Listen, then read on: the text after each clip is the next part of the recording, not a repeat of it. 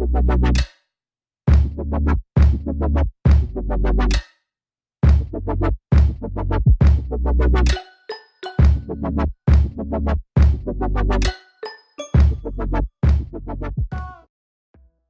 an inspiring school trip to Alabama where we learned about the civil rights movement, we were given a project where we had to advocate for a certain social injustice we felt passionate about.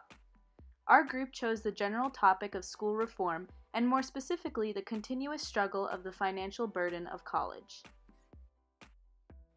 As we are juniors, we are approaching a year of applying for colleges. Recently, we've noticed the huge concern in financial stability throughout high school seniors, looking for ways to pay for college, as well as students already enrolled, worrying about their financial debt after their 4 years.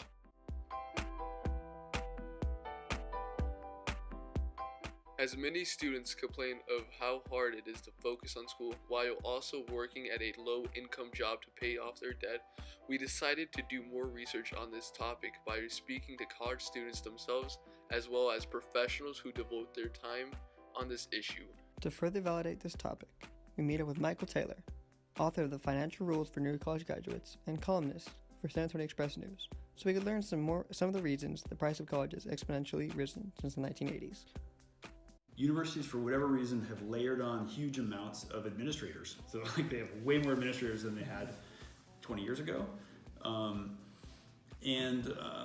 people have pointed to college used to be a more bare bones experience, but then colleges almost became this resort place where our dorms have to be really nice. Our grounds have to be perfectly manicured. We have to have a gymnasium. We have to have all these resources. We have to make it like the greatest summer camp you've ever been to for 4 years. So you offer the students a pampered lifestyle.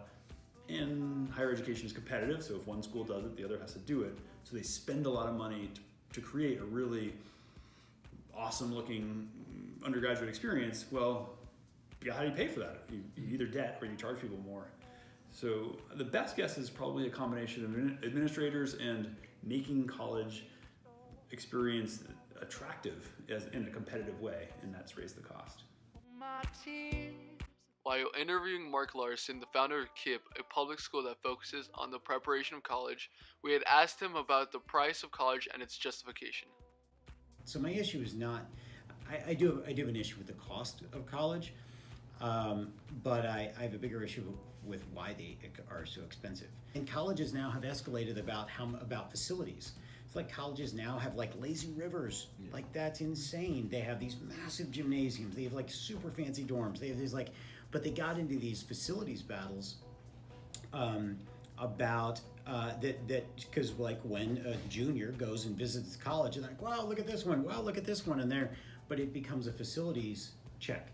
Well, that's the most expensive thing you could possibly do. Mm-hmm. And so colleges are expensive. The costs have run up because of that. Like the professors are not making much money. Just the facilities got expensive. Well, the facilities don't actually do much for the quality of education there's.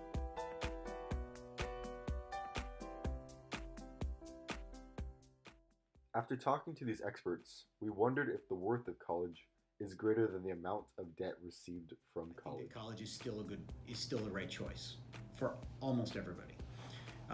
If you look at the recession in 2007, 2008, employment dropped. Now employment has rebounded, but if you look at the group, like what group didn't really fall much at all and then climbed the fastest after the recession, it is college. It is the fastest employment growth was with kids with college or adults with college degrees. So you look at that and say, who are the people who are most likely to lead choice-filled lives? That you get to choose which job and how to do that and where to live and that kind of thing. Those are people with college degrees. I don't think you need Ivy college degrees. I don't think you need Trinity college degrees. I think that having a bachelor's degree, it gives you an access to a different path for life. We proceeded to interview college students and high school seniors to ask them how they were paying for college and the sacrifice they had to make to go to college. A lot of money. Yeah. I don't know.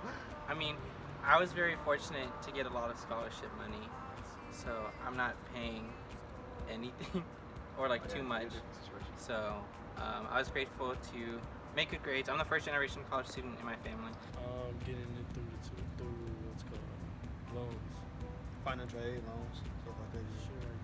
Sure. How are you paying for college currently? My dad, Okay. but mostly, I got scholarships, so. Awesome. The next question was, do you have any scholarships? If so, like what type of scholarship is it? It's like if you're at a certain GPA, then they give you more money, and then there's also financial aid, so. Okay. Did earn a partial scholarship for bowling to attend UCLA University, but unfortunately it was too expensive to go there. The partial was equaling out to $22,000, but the full ride scholarship would have given me $63,000, which is full tuition to go to UCLA.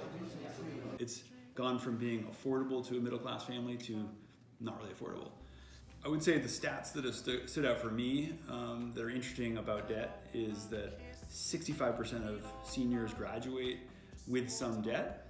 So 35% no debt, 65% some debt.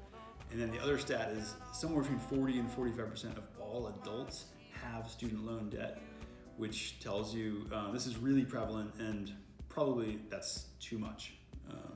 But as far as, and then the third stat that I've heard is the average amount for students who graduate with debt is $40,000.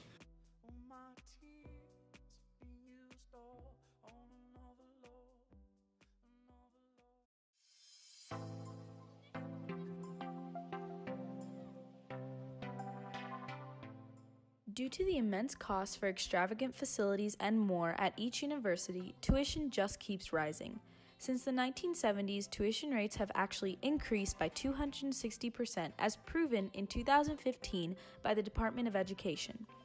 The government has had a multitude of opportunities to not only lower the tuition rate nationally, but even make college completely tuition-free for all students in America. You know, we go through the amount of money it would take to make college free all the time. It would be a tiny fraction of what we pay in our military. You know, I think you probably have seen the charts, but like the amount of money we spend on our military is more than if you add the next 26 countries, how much they all spend on their military. Add it all up, we're still more than that.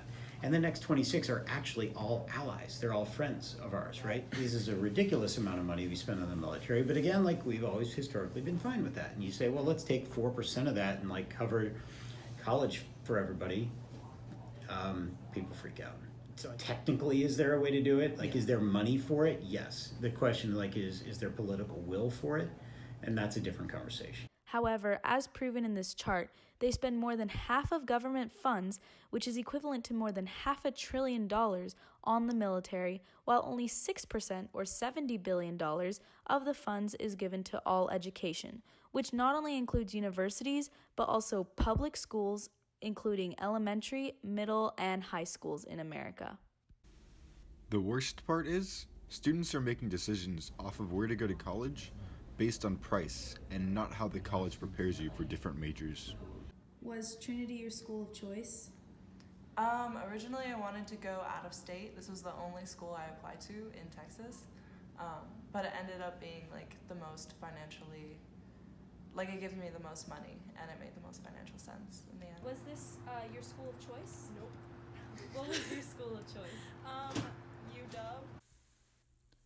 Although it is a stretch for high school students to complete, one very important solution that could be implemented to fix the issue is cutting 4% from the military's budget and putting it towards education. Here would be the resulting pie graph. Such a small difference can make such a big impact on the education for everyone. This is just a solution that would require a huge petition as well as convincing the current president that there could be more importance for government funding to be spent on other things than the military. A similar solution we were hoping to complete was sending this video around to spread awareness about the issue as well as to help advocate for the obvious problem of the financial education system. As we are approaching our college years, we are very well aware of the possible financial struggles we will face. Our biggest concern is the fact that the middle class, which is where we stand, has the least financial opportunities for college. In other words, the middle class makes too much money to receive financial aid that is possibly needed, but makes too little money to pay for college without it. We started this project due to our passion on this topic, and we hope that we can see some change for the future, sooner rather than later. Before you came round, my heart would never beat much faster. Before you came round, I was ready to slow down. Before you came round, I was heading for a small disaster. Before you came round, I was ready to